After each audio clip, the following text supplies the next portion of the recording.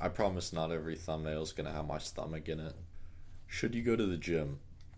Yeah, probably. It's healthy for you. If you've noticed a large influx of gym content on social media, that's no coincidence. In the last 2 years alone, the US has seen a 7% increase in gym memberships. For those with little to no experience working out, this might beg the question, is the gym worth it or is it just a fad? The answer is yes to both. Kinda. You might be wondering, Ethan, you're skinny. What can you tell me about the gym? If you did say that, you fat little motherfucker. Sorry, I don't know what came over me. If you did say that, you'd be right. I am pretty petite, and I used to be even skinnier. A little over 2 years ago, I was about 160 pounds at 6'5", which is one section away from underweight on the body mass index scale. BMI isn't the most accurate form of determining health, though in this case, it was pretty on point. I probably ate twice a day, not great food. I hated exercise, aside from hooping, which is hard to do when people expect you to play in the post, the most physical position in basketball, and you've got no muscle. I wanted to gain weight and get stronger, I just didn't know how. I tried lifting a few times. I could never stick with the gym. It was boring, it was uncomfortable, and it made me anxious because I thought people were judging me for being weak. At the time I was trying to get into lifting, my best friend, who was living in my hometown, had been going to the gym for around 6 months. I was going to college out of state and went back home to stay with my parents for the summer in between semesters. That summer, my friend took me under his wing. We got memberships at the same gym, and we would go 5 days a week the whole summer. It was so much fun. The gym wasn't boring anymore because I was doing it with someone I love, and we pushed each other to get better. By the time I went back to school, working out had become a habit. It was weird at first without my friend, but it felt even weirder to not go at all. Now I've been going for a little over 2 years. If you want premium fitness content, then I'd recommend these channels. Most of them have extensive fitness backgrounds and have published competent workout plans you can purchase. I can't give you that, but I did just get my personal training certification and I have a decent amount of experience. Exercise is a necessity to live a long and healthy life, though the same could be said for not eating 93 Oreos a week, which I did in college. So I'm not gonna lecture you. But if you're considering going to the gym or one of those college freshmen who just goes in big groups to bench like you having a seizure, then I might be able to help with things about the gym that can seem scarier than they actually are.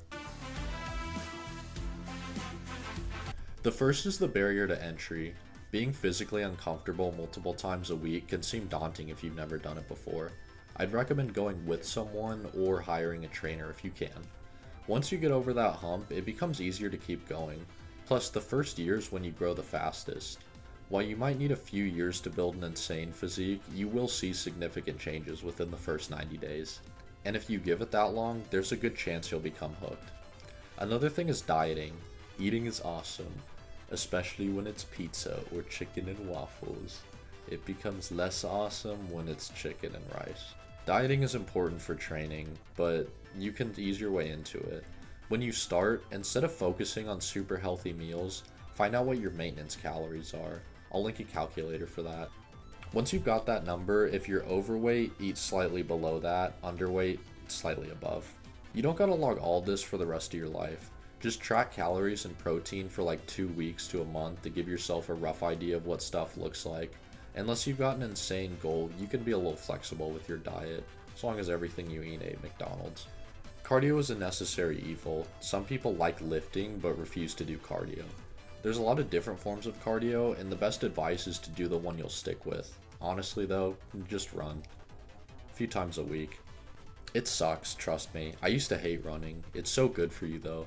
There's other cardio that will burn more calories or body fat, but running's up there in everything and extremely good for your cardiovascular health. Plus, the more you do it, the easier it gets.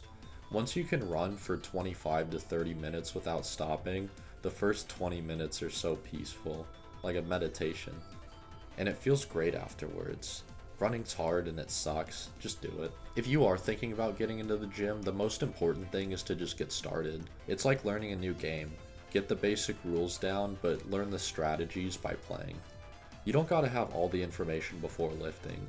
A full body split 2 to 3 times a week is perfectly fine for someone new to the gym. What's a split? It's like a routine.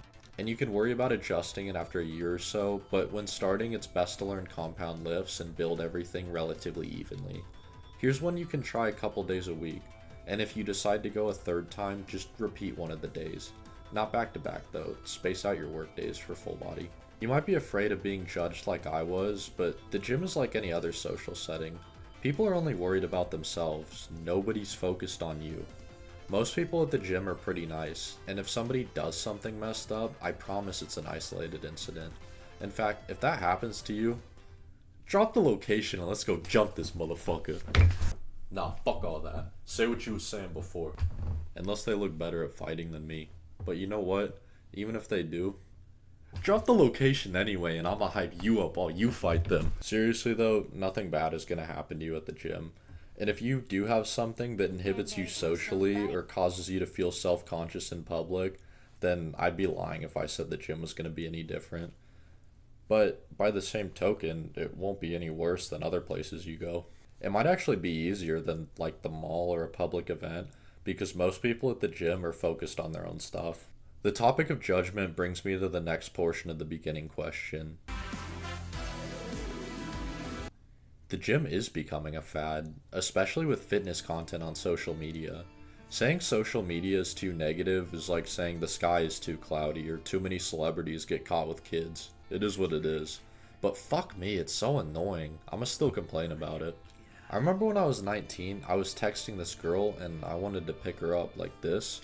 So I looked up like, how strong do you need to be to pick woman up sex move or something like that. And I found this article written by a lady who said something along the lines of, it's harder than you think.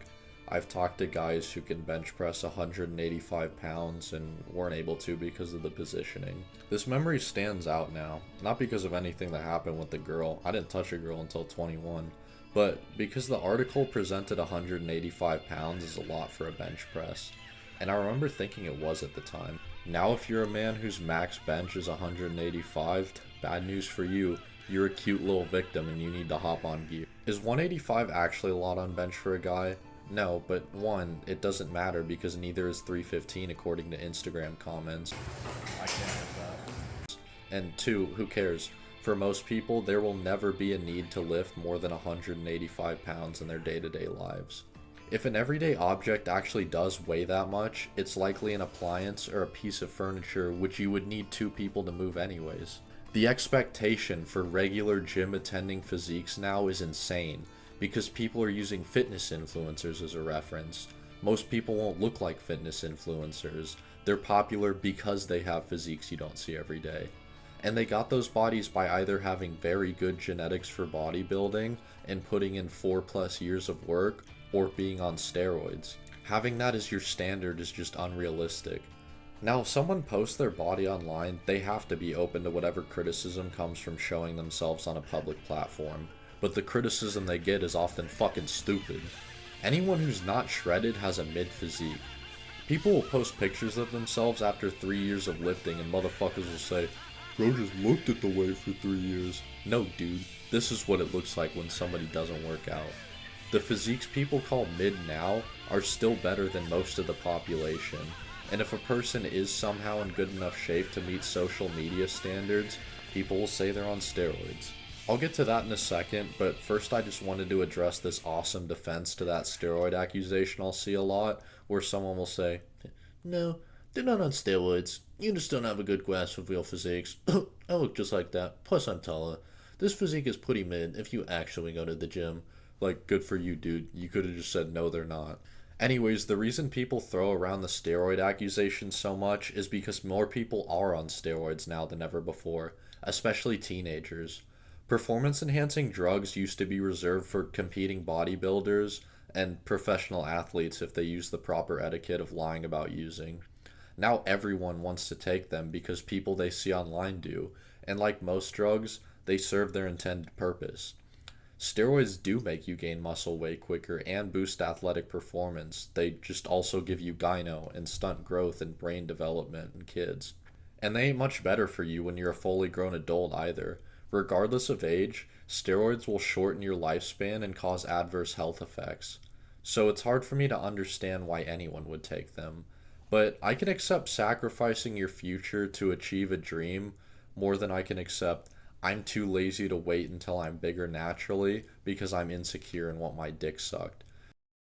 I have no regrets, no complaints, more girls, more attention, got bigger.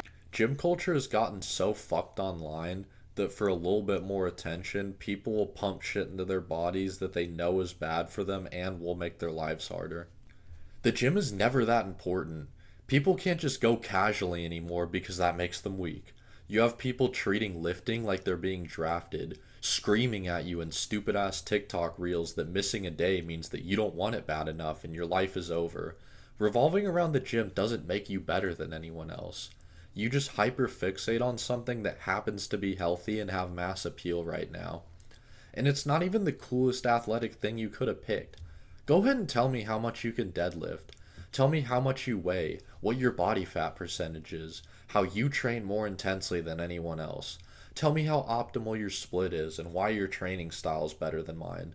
LeBron would still dunk on you and John Jones would still beat your ass.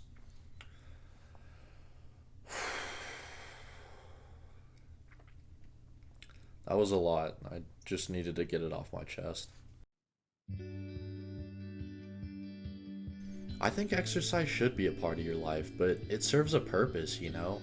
When you think about the totality of your time here, fulfillment comes from experiencing fun things with people you love and achieving dreams you have. Romance comes from finding someone special.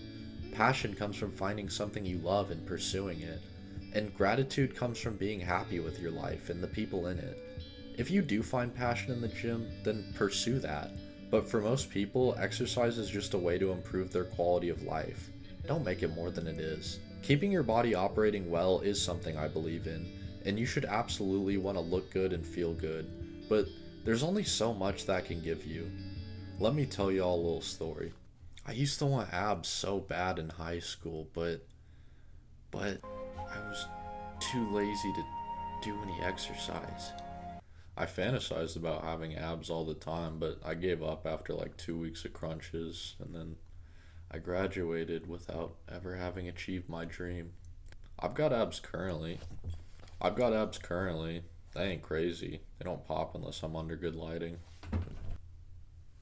But they're always at least somewhat visible, especially under sunlight. And I'm perfectly comfortable walking around without a shirt. You want to know what in my life has been improved by all that? Nothing.